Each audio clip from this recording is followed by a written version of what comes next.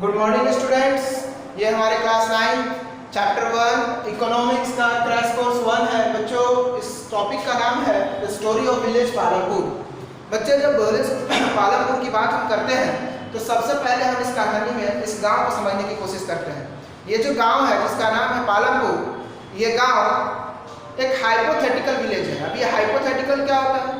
तो hypothetical is a situation or a village which is assumed, not really present but we assume it, कि भाई हमने इसको मान लिया है, ऐसा कुछ है नहीं, समझने के लिए हमने इसको मान लिया है। तो आते हैं पालमपुर की बातों में, शुरुआत करते हैं। तो Palampur is a small village about 450 family lives here। कि पालमपुर जो गांव है वो लगभग जो है बहुत छोटा सा गांव है और 450 फैमिली 450 फैमिली यहाँ पे रहती है। It is 3 kilometre away from Raiganj, a big village. इसके 3 किलोमीटर दूर एक बड़ा सा गांव है जिसका नाम है रायगंज।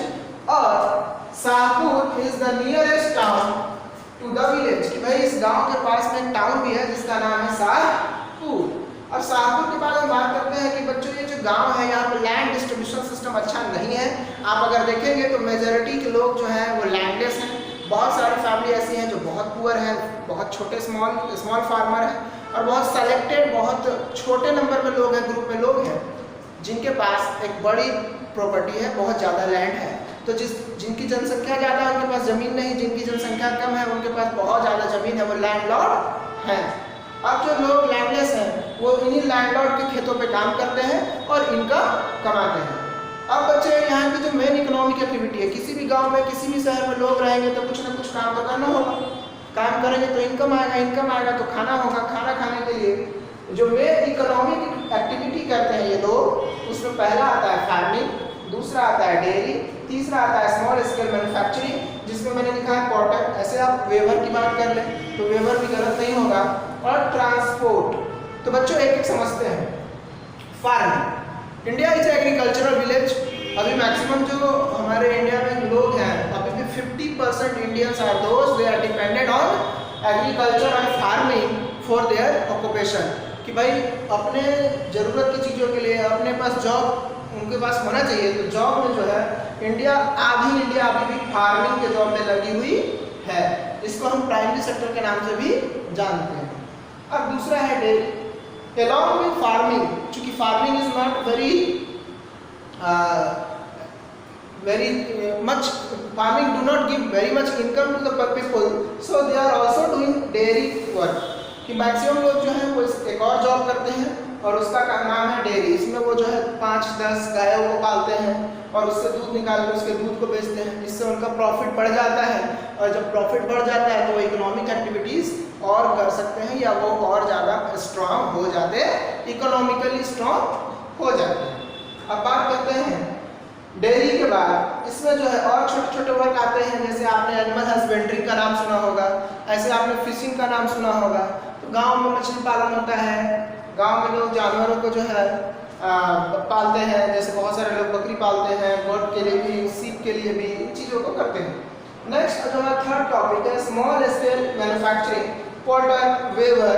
तो इसमें क्या है कि बहुत छोटे छोटे लोग, ऐसे लोग जो एक विशिष्ट जाति से आते हैं, एक विशिष्ट कम्युनिटी से आते हैं, जो लोग बुनाई का काम करते हैं, जो कपड़े का काम करते हैं, जो मिट्टी का काम करते हैं, मिट्टी के बर्तन बना लेते हैं, ये लोग भी हैं जो अपने यहाँ इन छोटे छोटे वर्क को करके एक अच्छा इनकम और कर रहे हैं। इसके बाद जो हमारा आता है वह ट्रांसपोर्ट। कि भाई पालमपुर में ट्रांसपोर्ट की फैसिलिटी बहुत अच्छी है क्योंकि रोड डेवलप्ड है, तो सड़कें अच्छी हैं, तो जीप है, कार है, बस है, यानी कि small vehicle, big vehicle, medium vehicle, हर तरह की व्हीकल अवेलेबल है। क्यों? क्योंकि इन गाड़ियों की मदद से ही फार्मिंग में भी काम लिया जा रहा है, डेयरी में भी काम लिया जा रहा है, या और ज़्यादा आने जाने के लिए जैसे शहर जाने के लिए है उसमें ये वर्क लिया जा रहा है। अब ये जो पालमपुर है बच्चों, इस पालमपुर में अगला जो टॉपिक करेंगे जो कि हमारे CC1 का ही पार्ट है, उसमें हम बात करेंगे कि हमारे जो प्रोडक्शन है, चूँकि इकोनॉमिक एक्टिविटी होगा तो प्रोडक्शन होगा। तो उसके 4 फैक्टर होते हैं। पहला लैंड, दूसरा लेबर, तीसरा जो आपका होता है वो होता है कैपिटल, और चौथा जो होता है वो होता है हमारा एसेट्स। कि भाई हमारे पास ज़मीनें कितनी हैं, कितनी ज़्यादा है, लेबर कैसे है, कौन है, और हमारे पास कैपिटल कितना है। अब लेबर है तो किस तरह की लेबर है, स्किल लेबर है कि अनस्किल लेबर है। लेबर हर तरह के होते हैं और कंपनी जो है हर तरह के लेबर्स को रखना चाहती है क्योंकि हर तरह का वर्क आता रहता है। आप एक छोटी सी बात करें कि सभी पढ़े लिखे होंगे तो मिट्टी का काम कौन करेगा। आज जो टाइल्स बन रही बच्चों, इस टाइल्स में आप अगर देखें तो मिट्टी को जो है गूंदा जाता है हाथ से, जैसे घर में आटा मम्मी लगाती है इस तरह से किया जाता है। तो क्या पढ़ा लिखा लेबर वो करेगा? नहीं, वो जब भी करेगा तो एक अनपढ़ लेबर, तो एक अनपढ़ लेबर की भी जरूरत कंपनी को होती है।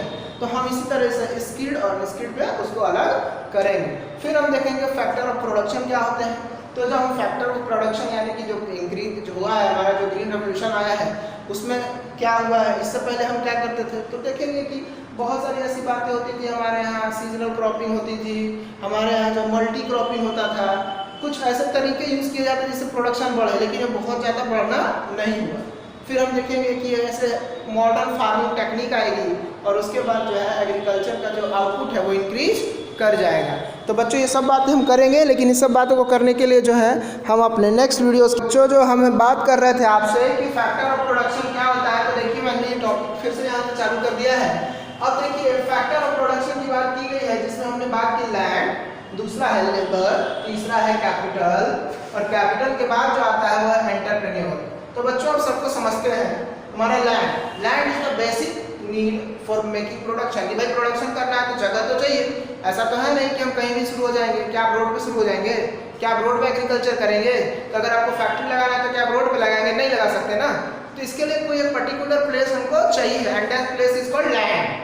सेकंड इज लेबर, कि पर्टिकुलर वर्क के लिए एक कोई ना कोई खास लेबर चाहिए, और उस काम को करने के लिए जो लेबर होते हैं वो दो तरीके के होते हैं, स्किल्ड लेबर और दूसरा अनस्किल्ड लेबर।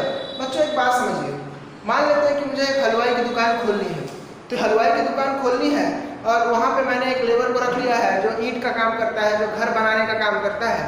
तो उसको वहाँ का काम समझ में नहीं आएगा, तो वो हो गया अनस्किल्ड लेबर। लेकिन एक ऐसे लेबर को रखा है जो समोसे बना लेता है, जो मिठाई बना लेता है, तो वो हो जाता है स्किल्ड लेबर।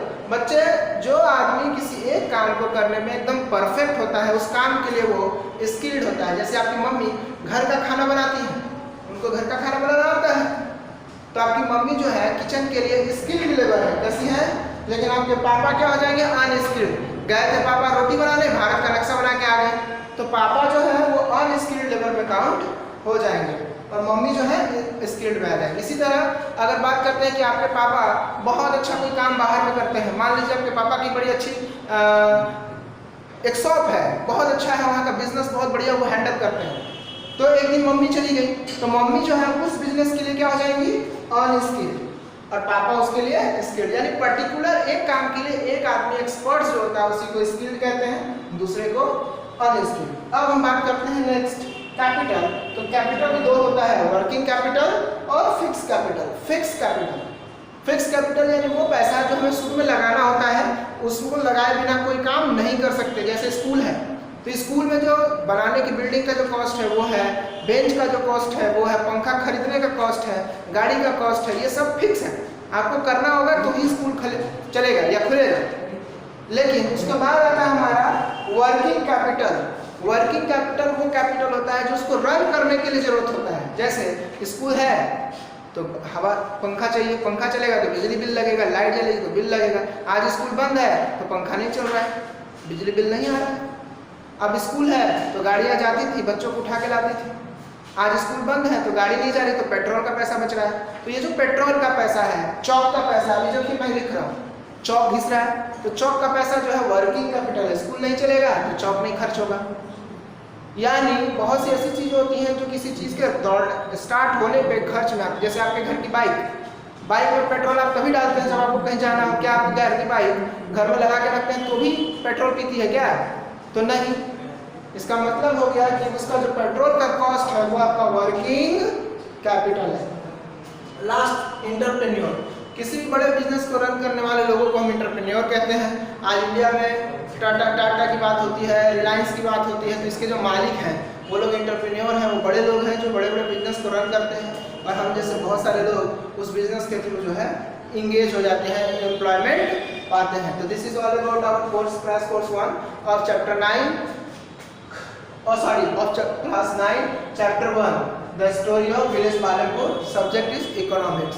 सो अब इसके बाद आप जो है तैयारी कीजिए बच्चों, हम आपके लिए जो है और बहुत सारी चीज़ें लेके आ रहे हैं, लेकिन आप भी घर पे कुछ न कुछ नए चीज़ों के साथ जुड़ते जाइए, जानकारी को और बड़ा करते जाइए। Thank you.